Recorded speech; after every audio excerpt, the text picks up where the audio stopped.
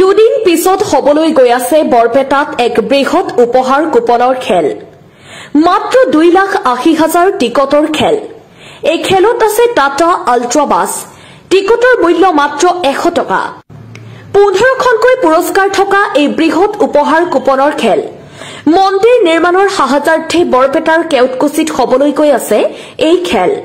চৰকাৰ তথা প্ৰশাসনৰ সম্পূৰ্ণ অনুমতি সাপেক্ষে আয়োজন কৰিছে এই খেল।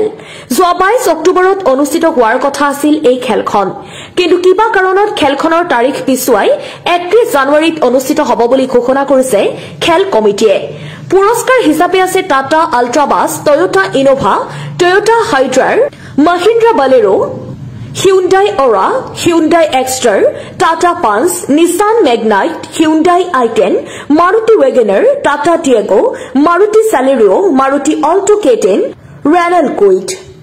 এই খেলত টিকট ক্ৰয় কৰিবলৈ তলত দিয়া নম্বৰত যোগাযোগ কৰক আৰু লাভ কৰক টিকট। খেলখন খেল পৰিচালনা সমিতিৰ ওপৰত নিৰ্ভৰযোগ্য হ'ব। আমি কেৱল প্ৰচাৰহে কৰিছো।